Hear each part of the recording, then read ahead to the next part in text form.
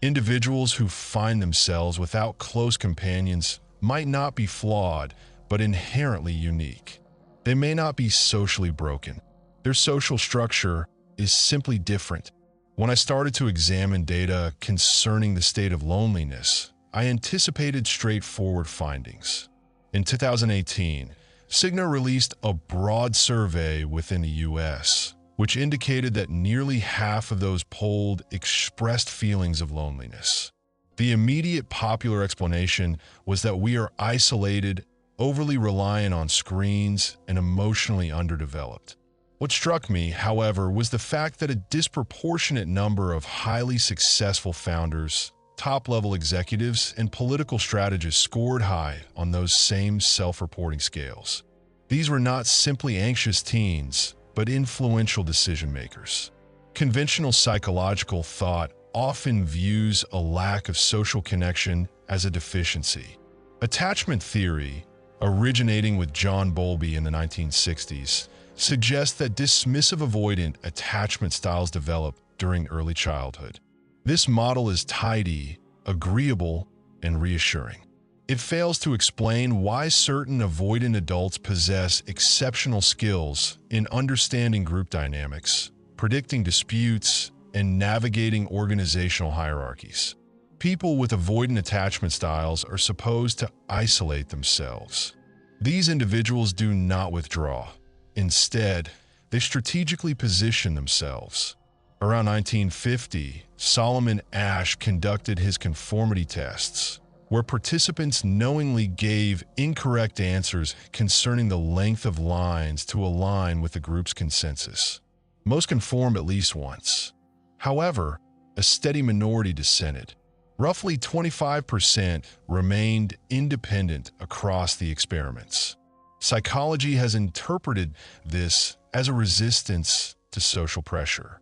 This is true, but it also lacks critical information. It doesn't explain the information advantage they accumulate. While others were focused on aligning, the nonconformists observed and analyzed. Who hesitated when answering? Who appeared nervous?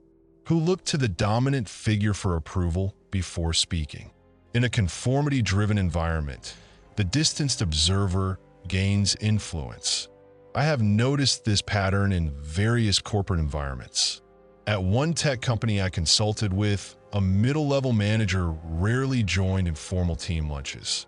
He was not unfriendly, just polite and reserved. His team considered him cold. 2 years later, during a restructuring, he was the only one who had mapped the informal networks spanning different departments. He knew which engineer felt undervalued, which designer disliked the leadership, and which product manager was considering leaving. He had never formed strong bonds, but he had listened intently. When promotions were being decided, he acted with calculated precision. His more socially connected colleagues were caught off guard, as they had mistakenly equated friendship with security. Research into Machiavellianism, notably the work by Richard Christie and Florence Geis in the 1970s, created the Mach 4 test to gauge manipulative tendencies. Those who scored high usually reported lower emotional investment in their relationships. That is the basic conclusion. What receives less focus is that these individuals tended to achieve strong results in experimental bargaining scenarios, especially when conditions shifted rapidly. They adapted more readily to changing rules and were less trusting, which helped minimize their losses. It is at this point that the commonly accepted explanation begins to show weaknesses. We are inclined to believe that social relationships are invariably beneficial, contributing to social capital, bonding, and community strength. Robert Putnam wrote about the decline in social trust at the end of the 20th century. However, dense networks can also lead to obligations that restrict freedom of action. If you are indebted to multiple people, making swift directional changes becomes problematic. A person with fewer commitments retains the ability to be more agile. I am not romanticizing isolation. I am simply pointing out a pattern. A study published in the Academy of Management Journal in 2009 pointed out that leaders with solid emotional ties to their teams were seen as warmer, but were also likelier to avoid unpopular decisions. Layoffs were postponed, and underperformers were kept on.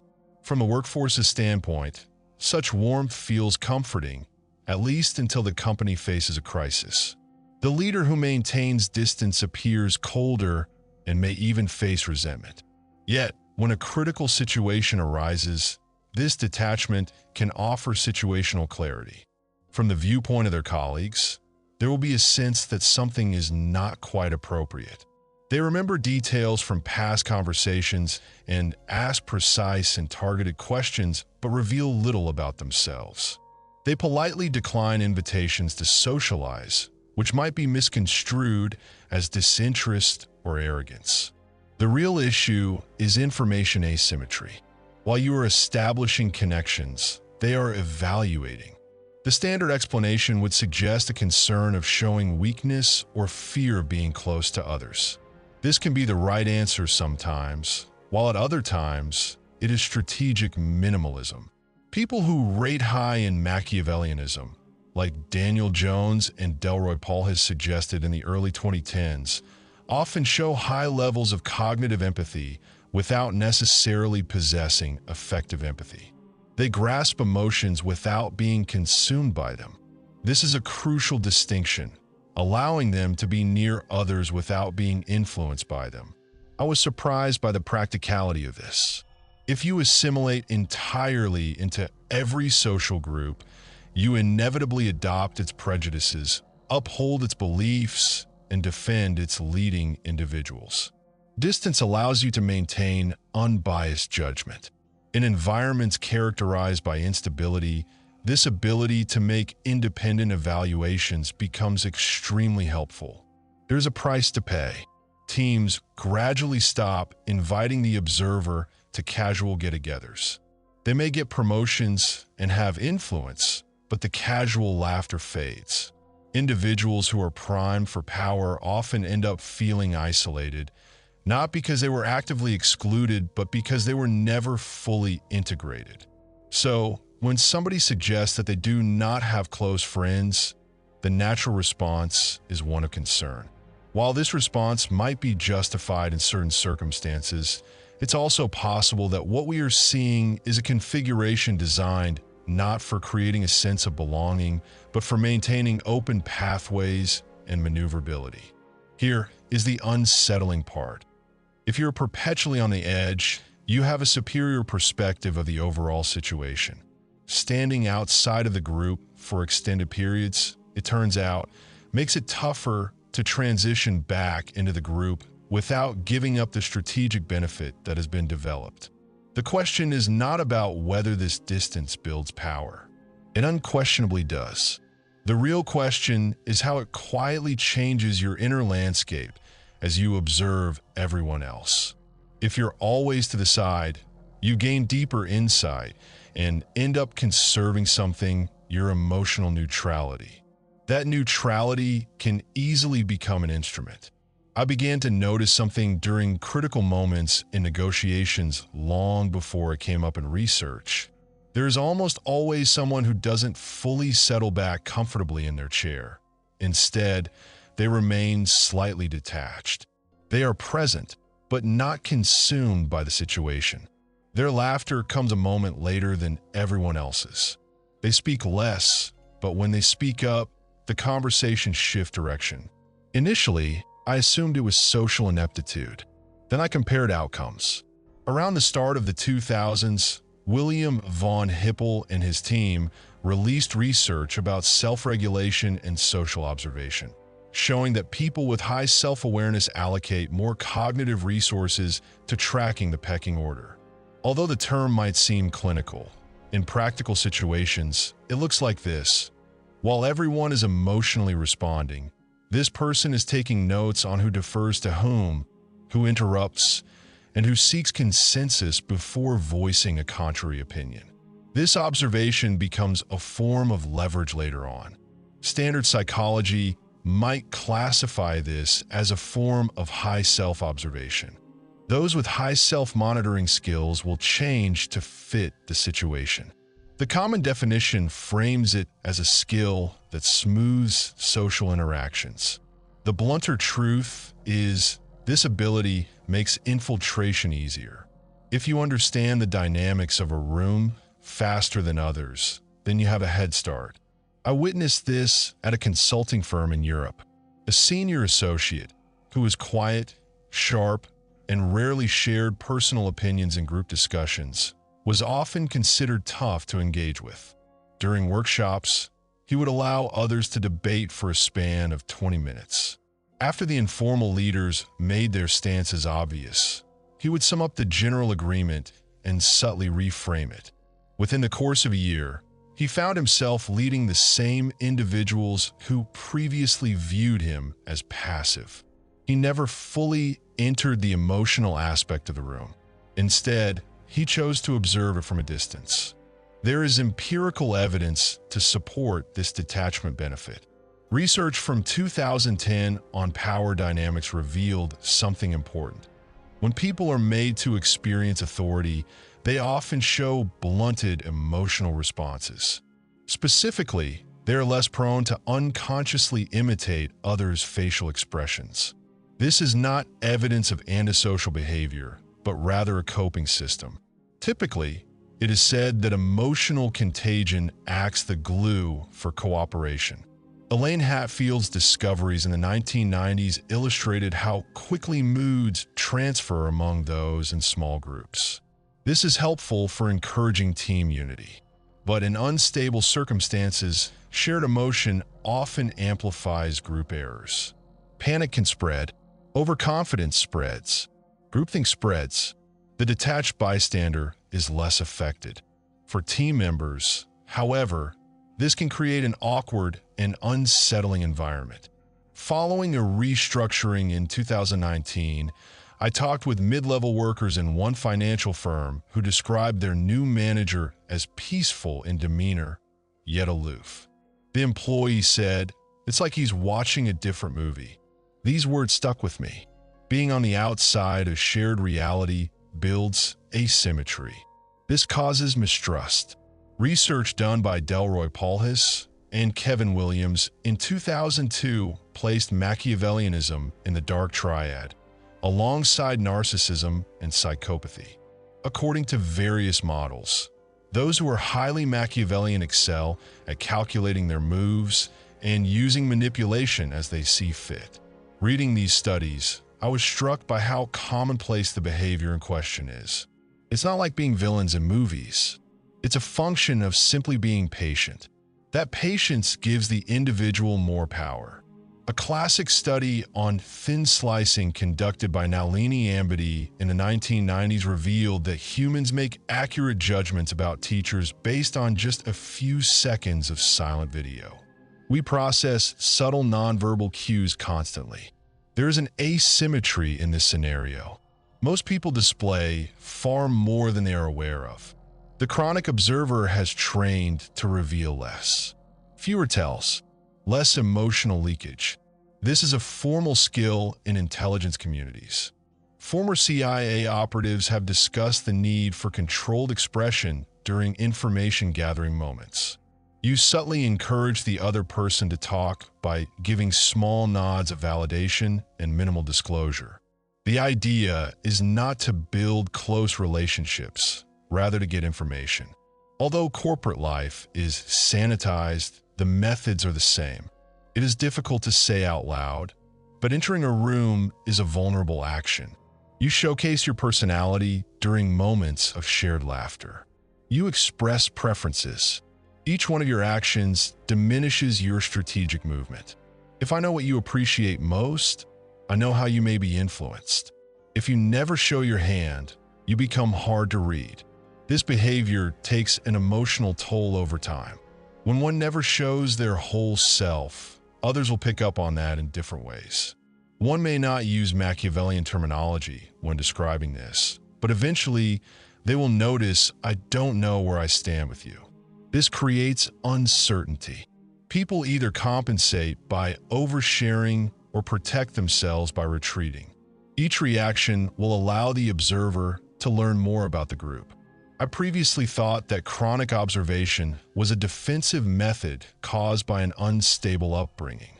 Although this can be a factor, I have also come across people from emotionally stable homes who cultivated this approach after being betrayed. They learned that immersion is the equivalent of exposure. Thus, they took a half step away from future interactions.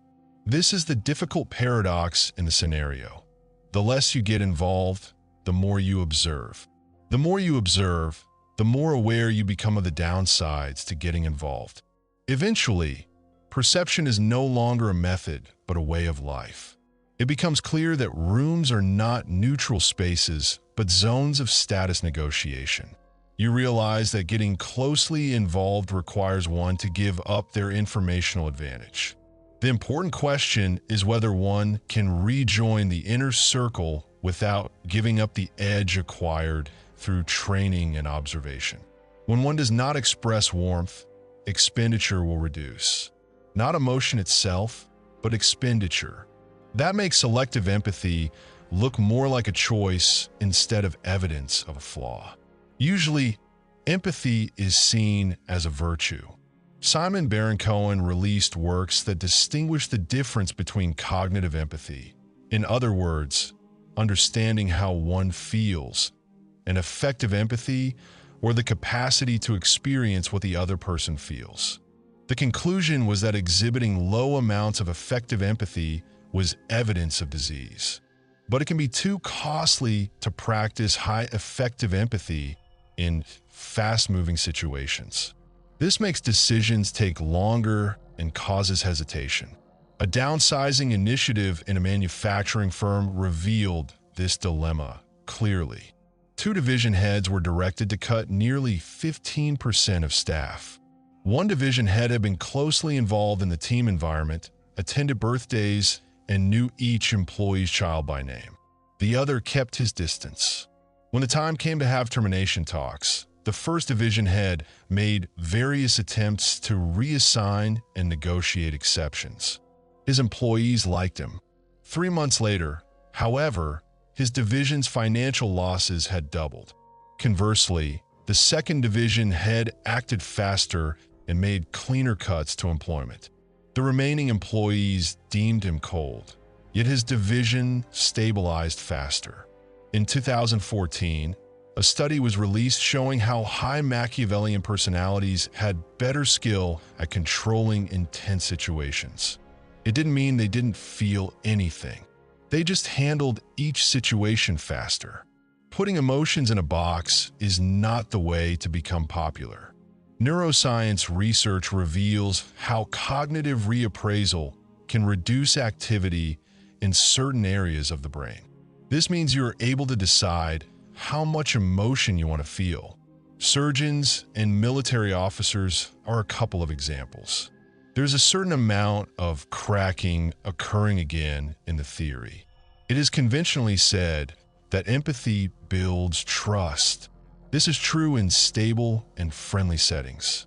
However, Paul Bloom posited that depending on empathy may cloud judgment because one will be more attached to individuals over systemic factors. A great amount of empathy for a troubled employee might cause a leader to cast aside larger inefficiencies. To the employee, this is an issue. I remember a product manager saying, "He knew my problems. He just didn't consider them during the conclusion." There was no display of effective empathy. She felt seen but not safe. The earlier research pointed out that the highly Machiavellian are skilled at reading people's emotions.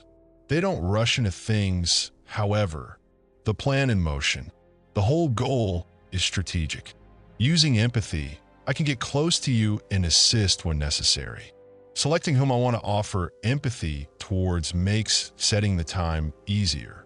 Although it is uncommon to mention, phrases such as professional boundaries or objective leadership can describe the effects.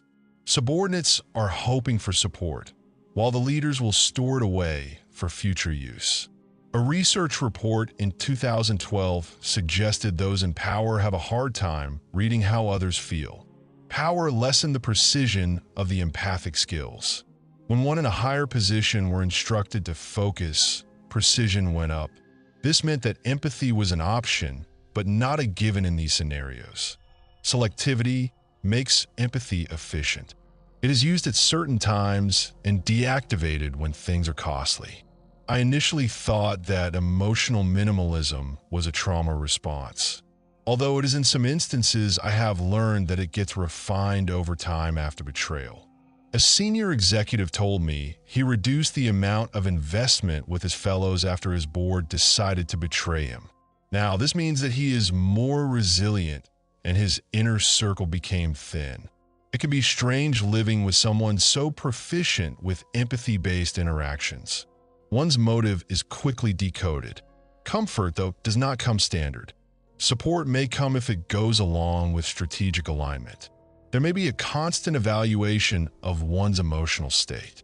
A key component is the reduction of noise, thus allowing more to be done efficiently. However, the identity can shift in a certain way. If being a switch is now how we empathize, relationships may not be as they seem. Once a person realizes that they can control their compassion, they will start asking themselves what exactly can be adjusted. With regulated emotions, reliability becomes a thing as well. A series of events took place in the 60s. It would be known as the marshmallow experiments. To sum it up, it tested the degree of self-regulation among its participants. The decision to delay gratification, if at all, may rely heavily on a predictable system. If one treats loyalty as a currency, stability is still maintained. Conditional allocation is still present. High emphasis must be placed on any future returns. If there is any defecting, decisions will be made quickly. This is portfolio management in motion. I used to view such a position as mere cynicism. It felt colder and more methodological. There would be a greater appreciation that systems rotate. By anchoring one's identity, there would be great vulnerabilities. Eventually, a ledger would form. Who is giving? Who is taking? And is the debt valuable? One would never say this loudly. There would be more calculated attempts made. Relationships would change. Since it will come out that stability is important, dramatic actions would be avoided. Bridges won't be burned. Bonds will never be a sure bet. The major question becomes, what is it going to even accomplish when every action comes with a price? Narrative becomes the only thing that exists, not loyalty or friendship. It was assumed to me that character was a building block of a well-lived life. In the 2018 telecommunications restructuring, there is a lack of influence over the new chief executives that the various directors had. However, they didn't criticize one another. Over time, narratives would begin to arise. No one tracked the origins of each phrase. During the 40s, a psychologist would demonstrate how a single term could shift the entire profile of the person. Perception can change at any point. In the social arena, those with Machiavellian personalities are aware of how they present themselves. They base their values on whoever is present. They simply don't react to perception. They get ahead of it. Team members might feel confused if they witness the decisions made at leadership. Over time, doubts may form as to how one interprets the information. This is a saturation of concepts. It overrides what occurs. Repetition can be considered as fact, regardless of how true it is. This means that people will use strategic cues. I once assisted a founder with weekly updates to his investors, as well as anything that was stable.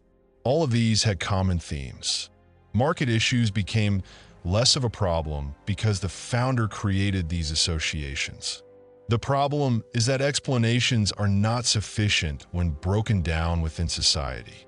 Authenticity may be used, but it's vulnerable when not in line with the narrative that is being created. High emphasis must be placed on unacceptable risks. In fact, lying would be an ineffective tool. Rather, using emphasis efficiently could prove to be beneficial. Over time, a storyline can form. There will be a psychological element if the reputation of your manager is strongly created. One may risk being biased. The repetition will do half the work. Also, conditioning occurs early. Labels solidify fast among the adolescents. The impressions from the first time will stay cemented. Reputation increases external monitoring. Spontaneity decreases because events are tested. Stability enhances, infiltration gets reduced. Furthermore, individuals would relate. The more polished the story gets, deviations will be harder to explain without destabilizing what has been created. In environments where allegiance is a commodity and compassion is a filtered response, reputation serves as a foundational structure. Unlike fleeting transactions, a good name endures. Still, like any base, reputation calls for upkeep, constant fine-tuning, and vigilance. One starts to wonder if the goal shifts from protecting their reputation from others to shielding themselves from the potential disintegration of the persona they've carefully cultivated. Devoting years to safeguarding this image can subtly alter one's sense of morality, transforming it from a fixed reference point into a shifting element, not discarded entirely, but subtly realigned. Conventional wisdom suggests that ethical standards are constant. Lawrence Kohlberg's theories on moral stages, which he developed in the 50s and 60s, proposed that fully developed people act according to consistent internal principles.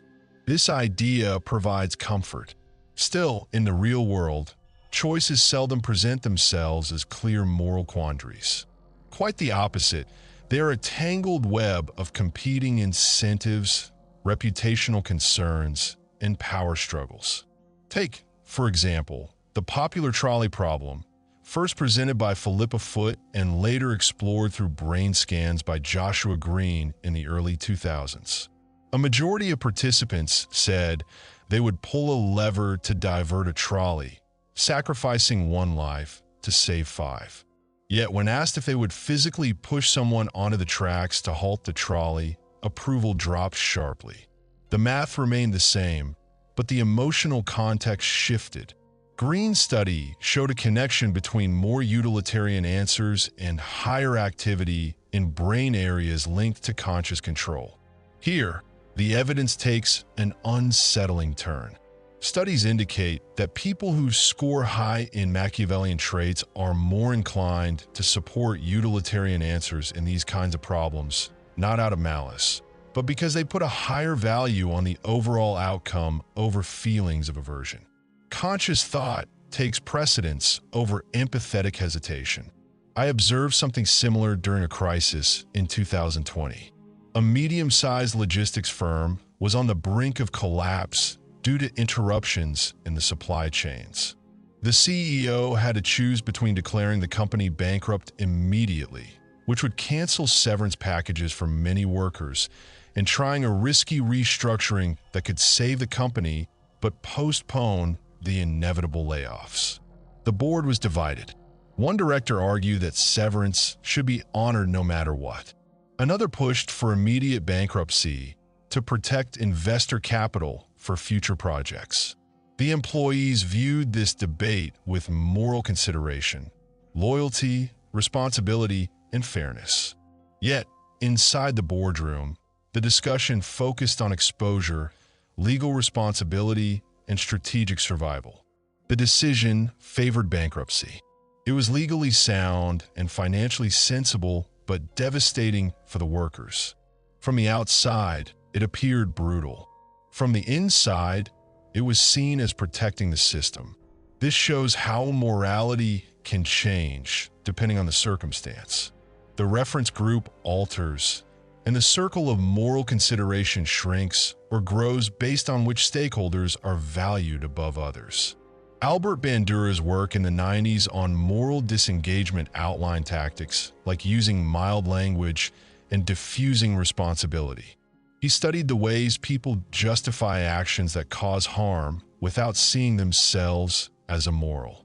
In the business world, this often takes the form of statements such as, we had no other option, or this is what will keep things stable in the long run. The words soften the blow. I formerly thought that moral flexibility had to include some level of self-deception. Yet, in many instances, it comes across as a rationale. Experts in behavioral economics, such as Jonathan Haidt, have said that moral reasoning is often used to justify actions after they have already been decided on. We make choices based on instinct, then explain them later. Individuals high in Machiavellianism seem to reverse the order more often. They start by determining what outcome is most advantageous, then develop a moral framework to support it. This is not just a thought experiment.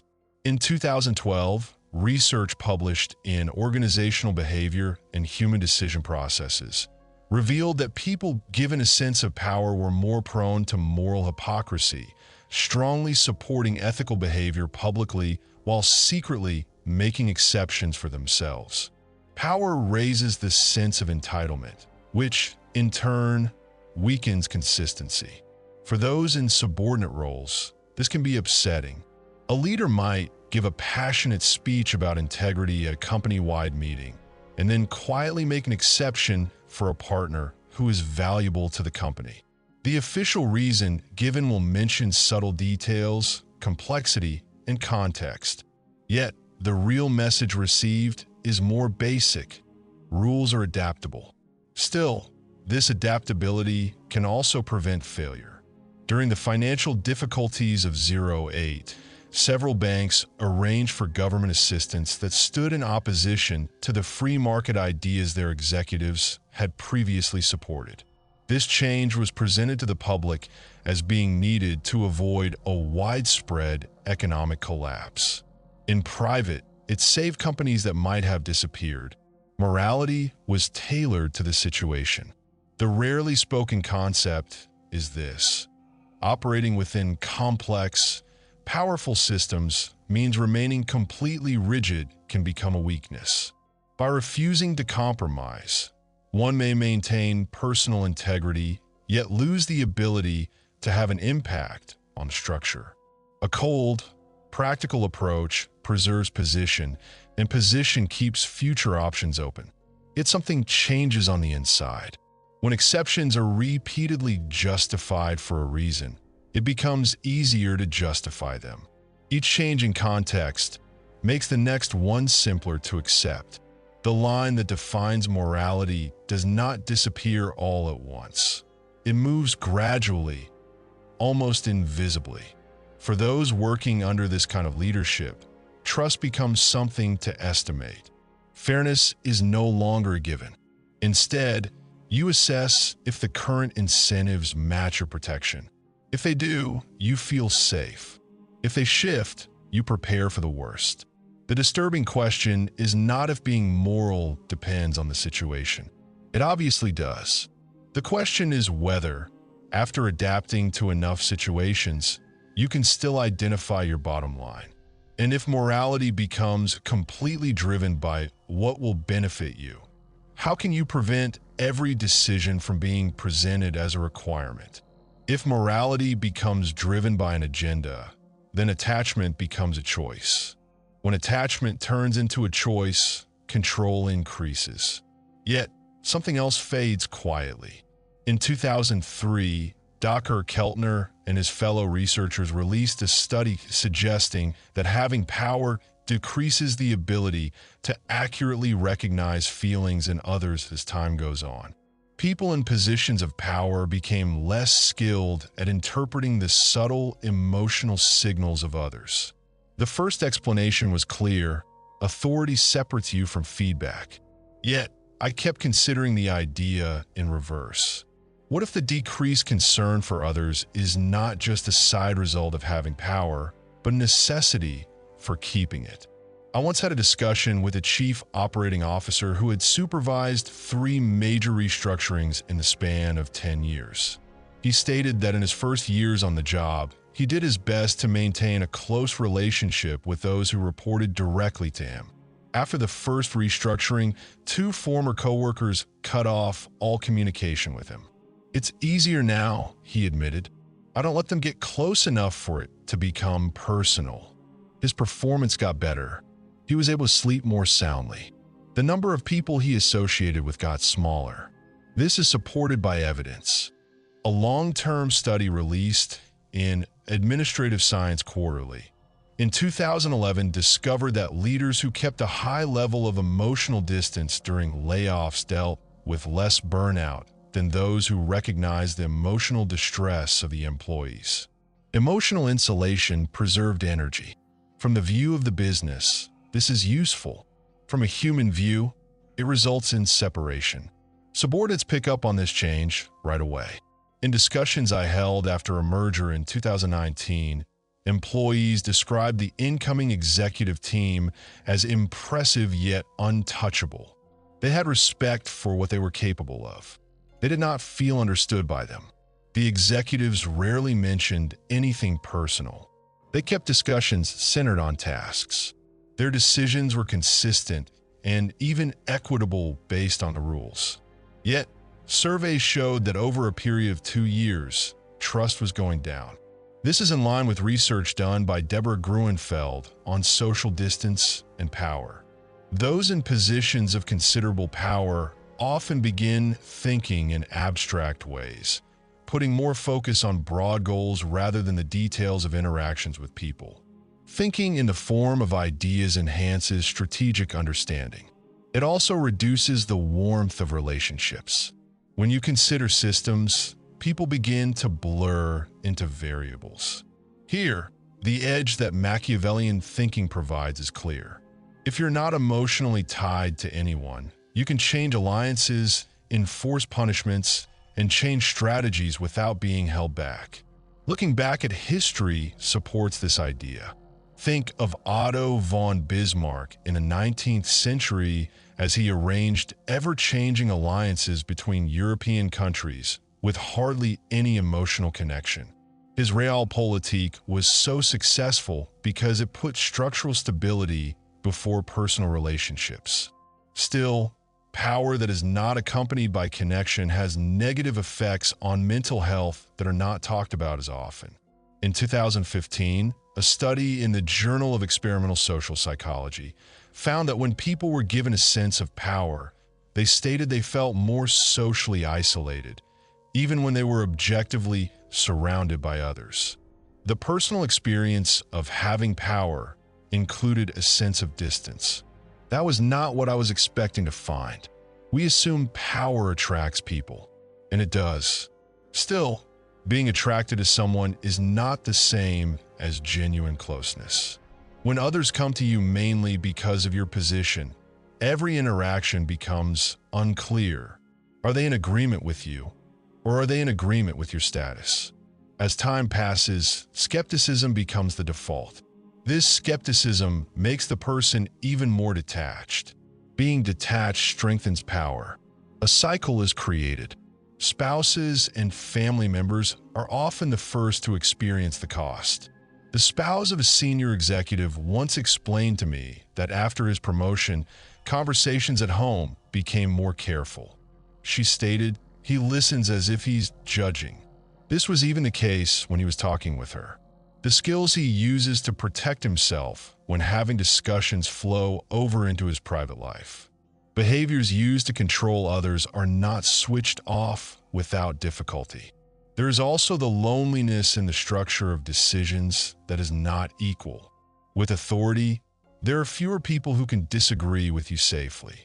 Research on the dynamics of groups reveals that those in subordinate positions engage in self-censorship more often when there is a clear hierarchy, even if there is no direct pressure to do so. As time passes, honest feedback becomes more limited. You experience less resistance, but there is also less to correct your course.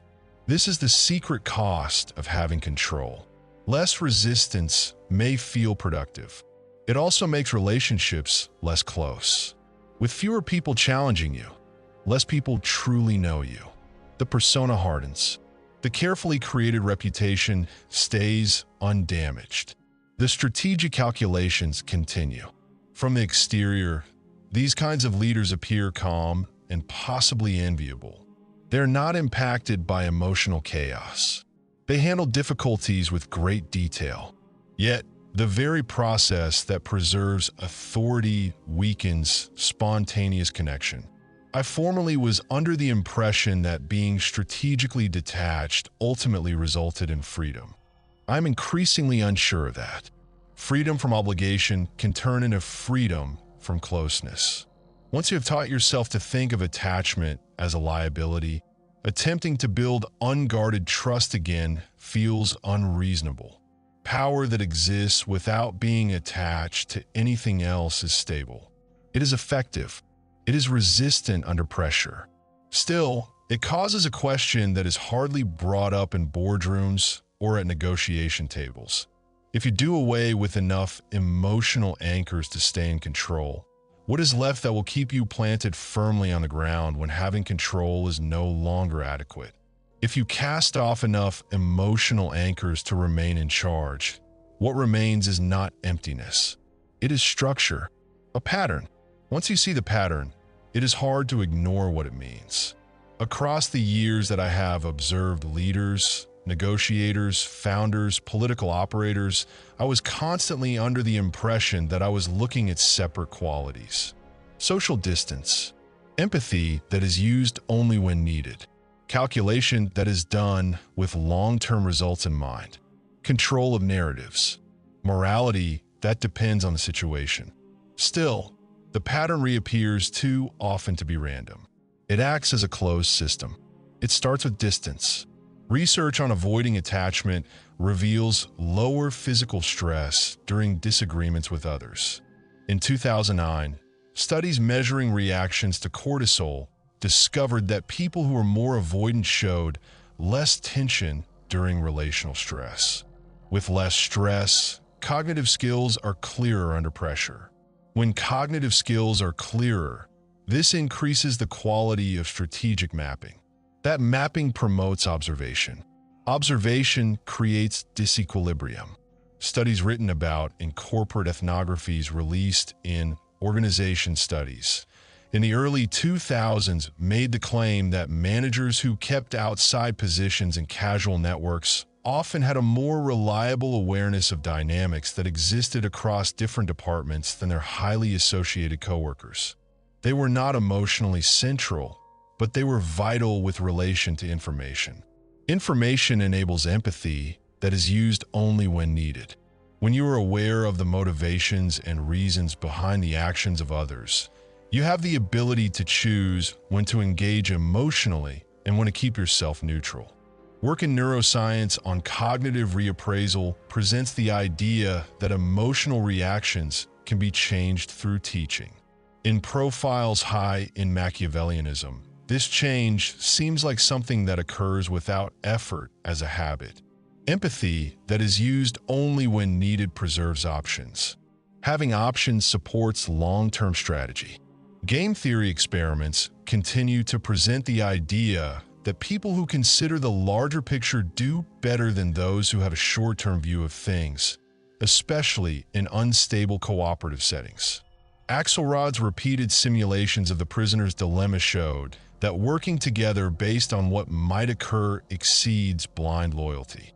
The outline absorbs this principle: work together, but never irreversibly. Planning for the long term asks for reputation engineering. Studies on the illusory truth, impact, verify that consistent identity signals form perceptions more than separate actions. By keeping the external narrative stable, the Machiavellian system lessens the inconsistency of a person's good name. With less inconsistency, there's a bigger capacity for coming and going as one pleases. If a person has a bigger capacity for coming and going as they please, then morality becomes based on the given facts or conditions. Research by Bandura on moral disengagement describes how people reword actions so they better align with given situational requests. In personalities who like to be in high control, this rewording seems less like a safeguard and more like something that is done in case the need arises. Ethics are changed to be in agreement with what the plan needs to be.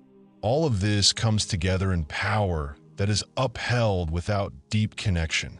Power lessens emotional interference.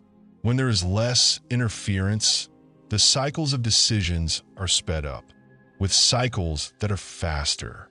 Authority is combined. Individually, each of these traits seems like something that helps a person adapt. When looked at as a whole, they act as a continuous loop of support. Distance lessens the noise of emotions. With less noise, there is better observation. Observation improves strategic action. Strategic success approves of distance. Approval deepens detachment. I had not anticipated that this architecture would be so self-contained. Promotions, authority, and resistance during difficulties are all ways that it gives back when it is successful. The environment is in agreement with the plan. Still, systems that are made to be effective often do away with any extra. In engineering, redundancy offers resistance against unexpected failure. In human systems, emotional ties act as redundancy. They offer aid when a plan does not work out. Employees inside these kinds of systems feel clarity and uncertainty at the same time. Decisions are consistent. Goals are clear. Yet, there is a current of impersonality that travels beneath the surface. You are valued for what you offer, not merely for who you are. If performance declines, personal warmth will not act as something to make up for that. The rules are clear, but the protection is fragile. Partners and close coworkers get a sense of that same architecture. Conversations feel thought out. Conflicts are considered as opposed to felt. Instead of giving in, resolutions are worked out. The relationship remains stable, but is still somewhat manufactured. From the outside, looking in, the Machiavellian roadmap gives the impression of discipline. From the inside, it seems like continuous fine-tuning. There is one more layer that is hardly ever discussed. Systems that are founded on distance have difficulties with getting spontaneous loyalty from others. Research on transformational leadership shows that being emotionally inspiring encourages extra effort that is given freely and goes above and beyond what is required in a contract. Leadership that is entirely strategic gets agreement. It does not always get devotion. Sometimes it is devotion, as unreasonable as it can be, that sustains groups through an existential threat. The roadmap is elegant. It lessens vulnerability. It maximizes control. It lessens chaos. Still, every system that is made to do away with uncertainty will eventually come up against something that it is not able to make a model of. Human irrationality, collective emotion, and occurrences that are beyond the scope of calculation. When that time comes, being distant protects you from panicking. It may also keep you from fully starting up the very emotional forces that you have taught yourself to distrust. The architecture remains. It is effective, supporting, and rational.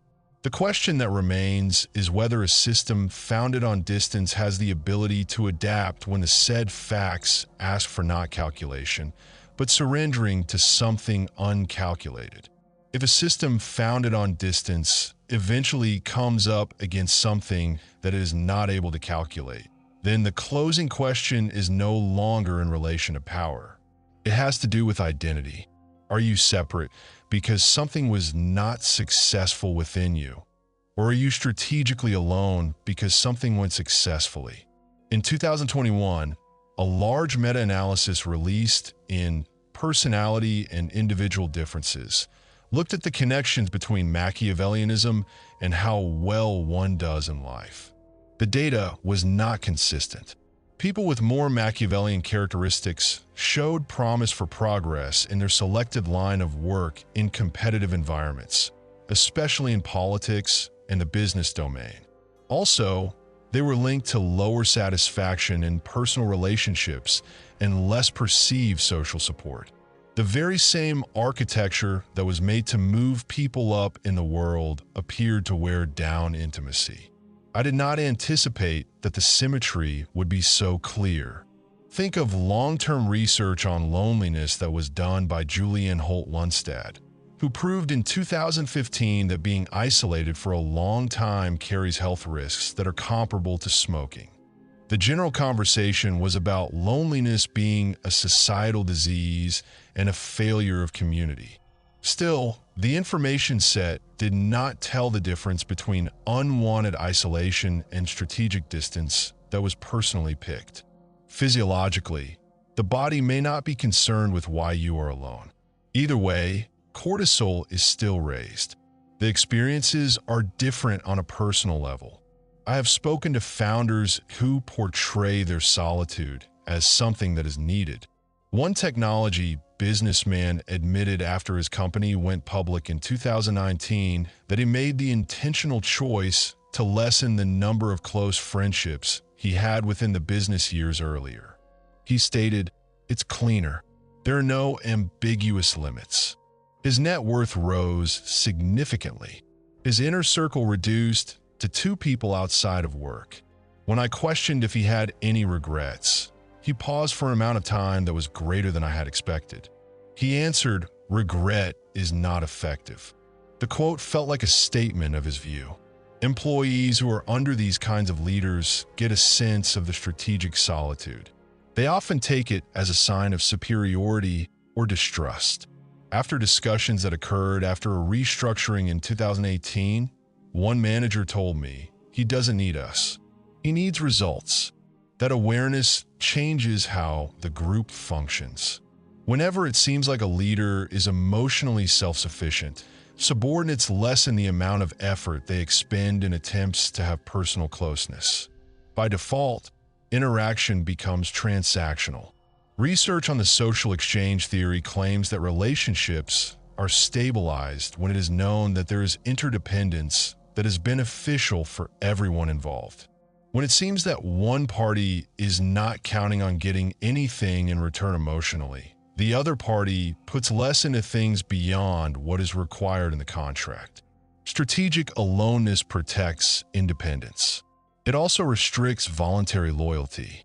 There is also indications from evolutionary psychology that both status and belonging start up different neural circuits.